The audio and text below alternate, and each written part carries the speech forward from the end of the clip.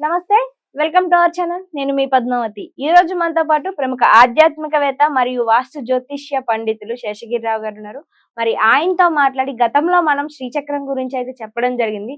So దానికి సంబంధించిన పూర్తి వివరాలు ఇప్పుడు తెలుసుకునే ప్రయత్నం చేద్దాం. మీరు కూడా చూసేయండి. నమస్కారం నమస్తే గురువుగారు. అమ్మా. గురువుగారు, గత ఎపిసోడ్ లో మాట్లాడుకున్నప్పుడు నెక్స్ట్ సారి వచ్చినప్పుడు నేను ఖచ్చితంగా శ్రీచక్రం గురించి చెప్తాను అని అన్నారు. మరి అవును. ఈ రోజు తాంత్రిక వస్తువుల్లోకి వస్తే గనక మనకి శ్రీచక్రం కూడా దానిలో ఒకటే అవుతుంది. రైట్. మరి దీన్ని మనం ఇంట్లో పెట్టుకుని పూజించుకునే సమయాల్లో అసలు దీనికి ప్రాణ ప్రతిష్ఠ ఏ విధంగా చేయాలి? దీన్ని ఏ విధంగా మనం చూసుకుంటే ఎటువంటి ఫలితాలు మనకి ఇస్తుంది అనేది కొంచెం వివరించగలుగుతారా? తప్పకుండా. ఎందుకంటే ఇప్పుడు మనం పరిచయం చేసినవి ఏవైతే ఉన్నాయో అంటే ఏమంటాం హాతాజోడి అవ్వచ్చు, హ్మ్. తర్వాత ఈ లక్ష్మీ గవ్వలొచ్చు, హ్మ్. ఇలాంటివి ఏవైనా గాని అంటే ఇందులో మనకి గోమతి చక్రాలు ఇలా చేసాం హ్మ్. కదా! అవి అందరి ఇళ్ళల్లో ఉంటాయనేది మనం నమ్మకంగా చెప్పలేం. హ్మ్. కానీ సాధారణంగా ఒక 10 ఇల్లులు ఉన్నాయంటే గనక ఈ 10 ఇళ్ళలో ఆ ఇంట్లో ఒక శివలింగమైనా ఉంటుంది, ఒక శ్రీచక్రమైనా ఉంటుంది. హ్మ్. సో, మిగతా మనం గతంలో చెప్పుకున్నవి ఉండొచ్చు, ఉండకపోవచ్చు. అవును. కానీ ఇందులో ఇప్పుడు మనం చెప్పేది ఏదైతే ఈ శ్రీచక్రం లేదా శ్రీయంత్రం ఎలా అనుకున్నా పర్వాలేదు. అంటే హ్మ్. శ్రీచక్రం ఎంత మీద లిఖిస్తే అది ఇదవుతుంది. కొంత మేరుతో చేయటం అనేది ఒకటుంటుంది. అంటే కూర్మ శ్రీయంత్రాల్లో రకరకాలున్నాయి. హ్మ్. అలాగే ఇప్పుడు మనం పాదరసంతో అన్ని రకాల యంత్రాలు ఇప్పుడు ఒక పాదరస శివలింగం అనేది మొదట ఉండేది. హ్మ్. ఇప్పుడు పాదరసంతో మనం వినాయకుడిని చేస్తున్నాము, ఇలా శ్రీయంత్రాలు చేస్తున్నాము. ఇలా అన్నీ వచ్చేసాయి. సో, అష్టధాతువులతో కూడా ఉంటుంది. అంటే 8 రకాలైన లోహాలను ఉపయోగించడం అనేది ధాతువుల్ని. హ్మ్. అది అష్టధాతువుతో చేసిన శ్రీచక్రం అనేది. సో, తర్వాత వెండి రేకు మీద చేసుకోవటం అనేది, బంగారం రేకు మీద చేసుకోవటం అనేది. ఇలా రకరకాలైన శ్రీ చక్రాలున్నాయి లేదా శ్రీ యంత్రాలున్నాయి. హ్మ్. ఇది మనం మొదటి నుంచి ఒకటే చెప్తున్నాం. తీసుకున్నవి అంటే రెడీమేడ్‌గా తీసుకొచ్చింది రెడీమేడ్‌గా పెట్టేస్తే మీకు పెద్ద ప్రయోజనం ఉండదు. వాటికి ఏదైనా సరే మీరు పూజ గాని, కొంత హ్మ్. శక్తిని ధారపోయటం. అందులో ఇప్పుడు మనకి చెప్పేది ఏదైనా గాని ఈ శ్రీచక్రం అనేది చాలా పరమోత్తమమైనది. హ్మ్.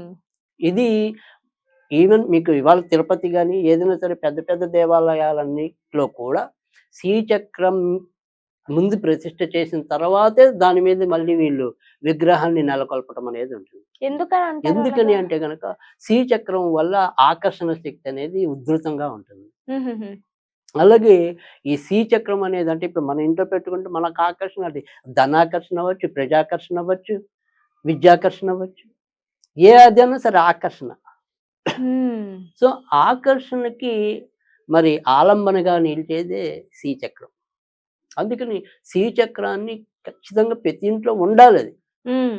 ప్రతి ఎవ్వరైనా పెట్టుకోవచ్చంటారు. హ్మ్. వాళ్ళు వీళ్ళని అందుకని లేకుండా. అదే చెప్తున్నా. ఇప్పుడు మనం చెప్పేది కూడా అదే. ఇవాళ మనం హ్మ్. చెప్పాలనుకుంది కూడా అదే. హుహు.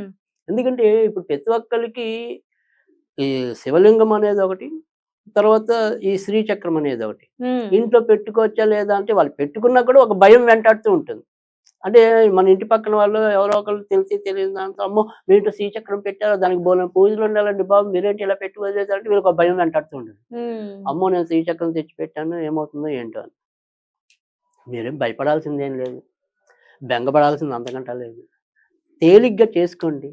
ఖచ్చితంగా శ్రీచక్రం యొక్క విశిష్టత ఏంటి? మహిమ అనేది ఏంటనేది మీ అనుభవంలో ప్రత్యక్షంగా చూడగలుగుతారు. హ్మ్. దీన్ని ఎప్పుడైనా సరే శ్రీచక్రం అంటే ఇప్పటికే ఉన్నవాళ్ళు సరే, లేని వాళ్ళ కోసం అయితే ముందు ఒకసారి చెప్తాను. అంటే హ్మ్. కొత్తగా మనం శ్రీచక్రం కొందాం అనుకున్నాం. లేదా కొత్తగా మన ఇంట్లో శ్రీచక్రాన్ని తెచ్చి పెడదాం అనుకున్నాం. అలాంటి వాళ్ళు దీనికి ఈ శ్రీచక్రానికి ఎప్పుడు కూడా కార్తీక మాసం, మాఘమాసం చాలా విశిష్టమైనది. హ్మ్. ఆ సమయంలో తెచ్చుకోవచ్చంటారు. ఇప్పుడు అందులో మాఘమాసమే నడుస్తుంది మనకి. హ్మ్. కనుక ఈ మాఘమాసం అనేది విశిష్టమైనది. తర్వాత రెండోదొచ్చేప్పటికేంటంటే సరే ఈ 2 నెలలు కూడా అయిపోతే వైశాఖ, జ్యేష్ఠాలు తర్వాతొస్తాయి. హ్మ్. బాగా అచ్యుతము, కార్తీకము, మాఘము. తర్వాతొస్తాయి వైశాఖము, జ్యేష్ఠము. తర్వాత బుధ, గురు, శుక్రవారాలు 3 రోజులు కూడా చాలా మంచివే. హుహుహు. తర్వాత తిథుల్లోకి వచ్చేప్పటికి పౌర్ణమి తిథి చాలా మంచిది. త్రయోదశి తిథి చాలా మంచిది. హ్మ్. పంచమి తిథి కూడా చాలా మంచిది. ఇక నక్షత్రాల్లోకొచ్చేప్పటికి పుష్యమి, రేవతి నక్షత్రం ఉన్నప్పుడు గాని, ఉత్తరా నక్షత్రం ఉన్నప్పుడు గాని, హస్తా నక్షత్రం ఉన్నప్పుడు గాని, మఖా నక్షత్రం ఉన్నప్పుడు కూడా చాలా మంచిది. కనుక ఇన్ని రోజులు చెప్పాం మీకు. హ్మ్. ఇందులో ఏదైనా సరే మనం ఒకటి మంచిది ఎంచుకొని, ఆ రోజు ఇదేం చేయాలంటే గనక ఈ శ్రీ యంత్రం అనేది. ఇప్పటికే కొన్ని ఉన్నవారు అనుకోండి, వాళ్ళేమో ఒకసారి శుభ్రంగా దాన్ని పచ్చి నీళ్ళతో, అదే పచ్చి కొబ్బరి నీళ్ళతో, అంటే బోండం మనం ఉంటుంది కదా, అవును. అంటే కొబ్బరికాయ కాకుండా బోండం నీళ్ళు ఉంటాయి కదా, ఉమ్, పచ్చి కొబ్బరి బోండం అంటాం. ఆ నీళ్ళతో శుభ్రంగా శుద్ధి చేసేయాలి, ఉమ్, కడిగేయటం అనమాట. ఇది ఇప్పటికే ఉన్నవాళ్ళు. ఉమ్. అలా కాకుండా కొత్తగా మీరు తెచ్చుకున్నారనుకోండి, దాన్ని కాయని పాలు కాకుండా పచ్చి పాలతో శుద్ధి చేయాలి. ఓకే, పచ్చి పాలతోనే. ఉమ్, ఆల్రెడీ ఉన్న వాళ్ళైతే కొబ్బరి బొండం నీళ్ళతో, ఉమ్, ఓకే. కొత్తగా తెచ్చుకున్న వాళ్ళైతే పచ్చి పాలతో దీన్ని శుద్ధి చేయాలన్నమాట. శుద్ధి చేసి ఏం చేయాలి అంటే గనక, ముందు మన ఇంటి దేవుడి దగ్గర ముఖ్యంగా లక్ష్మీదేవి గాని, లలితాదేవి పటం గాని కంపల్సరీ ఉండాలి. ఉమ్, ఈ రెండిట్లో ఏదో ఒక పటం అయితే ఉండాలి. కొద్దిగా ఒక చిన్న పళ్ళెం మీద కొద్దిగా బియ్యం పోసి, ఆ బియ్యం మీద ఒక ఎర్రటి వస్త్రాన్ని పరవాలి. ఉమ్, ఆ వస్త్రం మీద ఈ యొక్క శ్రీచక్రాన్ని పెట్టాలి. పెట్టి మనం ఏం చేయాలి అంటే గనక, లక్ష్మీదేవి యొక్క అష్టోత్తర నామం గాని, ఉమ్, లలితాదేవి యొక్క అష్టోత్తర నామం గాని పఠించాలి. ఉమ్, పఠించిన తర్వాత మధ్యలో మనకి ఈ పుష్పం సమర్పయామి అని వచ్చినప్పుడు దొరికితే మీరు ఈ తులసి దళాల్ని, అంటే ఉమ్. తులసి దళాలతో కూడిన మాల వేయటం అనేది, లేదా కనీసం కొన్ని తులసి దళాల్ని ఆ యొక్క యంత్రం మీద వేయటం అనేది. అర్పించడం. ఉమ్, సో ఈ రకంగా చేయాలన్నమాట. ఇక ఈవిడికి కూడా పొంగలే నివేదన చేయాలి. ఉమ్, అది తీపి పొంగలే నివేదన చేయాలి. ఇంకా అమ్మవారు గనుక కంపల్సరీ సుగంధ ద్రవ్యాల్లో ఏదో ఒకటి ఉండాలి. అంటే యాలకులు గాని, లవంగాలు గాని, ఉమ్, ఆ రకంగా మనం సుగంధ ద్రవ్యాలు, కుంకుమ పువ్వు గాని వేసి ఈ యొక్క పొంగల్ తయారు చేయాలన్నమాట. ఉహుహు. ఆ పొంగల్ని నివేదన మనం చేయాలి. తర్వాత ఓం హ్రీం శ్రీం కమలవాసిన్యై నమః. ఓం ఉమ్, హ్రీం శ్రీం కమలవాసిన్యై నమః. ఇది 108 సార్లు చదవాలి. ఇక నేతితో దీపం వెలిగించాలి. ఉమ్, నూనెతో కాకుండా నేతితో దీపం వెలిగించాలి. వేసి ఆ రకంగా చేసేసి దాన్ని మనం ఒక 2, 3 గంటలు అలా ఉంచేయాలి. తర్వాత స్థానం కదిపేయాలి.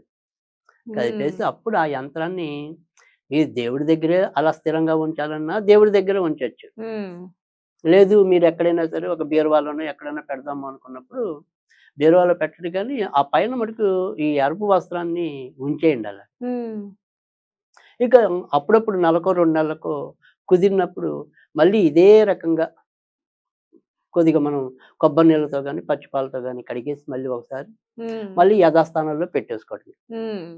ఇది ఆ రకంగా మీరు గనక చేసుకుంటూ వస్తే తప్పకుండా చక్కటి ఈ శ్రీచక్రం ప్రకారంగా మంచి ఫలితాలు రావటం అనేది ఉంటుంది. సో, హ్మ్. మిగతా మనకి ఏదైనా సరే ఇంతకు ముందు చెప్పుకున్న వస్తువులు ఉన్నా లేకపోయినా తప్పకుండా ప్రతి ఇంట్లో కూడా ఉండి తీరవలసిందైతే గనక హ్మ్. శ్రీచక్రమే. ఎందుకంటే శ్రీచక్రం యొక్క మహిమ వర్ణించడం అనేది బ్రహ్మ, విష్ణు, మహేశ్వరులకి సైతం కూడా సరిపోదు అని చెప్పి స్పష్టంగా ఈ శ్రీచక్రార్చనలో రాసిబడి ఉండటం అనేది కూడా ఉంటుంది. తర్వాత దాంట్లో ఉండే అన్నిటికి కూడా అంటే సమస్త దేవత హ్మ్. శ్రీచక్రంలోనే కొలువై ఉంటారు. హ్మ్. అందుకని మనం శ్రీచక్రాన్ని అర్చించడం అంటే గనక పలానా దేవుడిని పూజిస్తున్నామని కాదు, అంతమంది దేవతలను ఆ! ఆరాధిస్తున్నామని. కనుక ఆ రకంగా మీరు చేస్తూ ఉండండి. తప్పకుండా మంచి ఫలితాలొస్తాయి. ఈ రకంగా చేయించాలి శ్రీచక్రానికి. మరి గురువుగారు అయితే ఇప్పుడైతే శ్రీచక్రం గురించి చాలా చక్కగా వివరించారు. దానికి ప్రాణ ప్రతిష్ఠాపన చేయడం కావచ్చు, అందరి ఇళ్లలోనే ఉండాలి, అందరూ ఉంచుకోవాలి అని ఖచ్చితంగా చెప్పారు. అండ్ దాంతో పాటుగా మరి నెక్స్ట్ వీక్ వచ్చేసరికి మరి ఏం చెప్దాం అనుకుంటున్నారు? తప్పకుండా మనం ఈసారి శివలింగం గురించి కూడా ఇదే రకమైన అనుమానాలుంటాయి గదా! హ్మ్. అంటే అసలు శివలింగాలు ఇంట్లో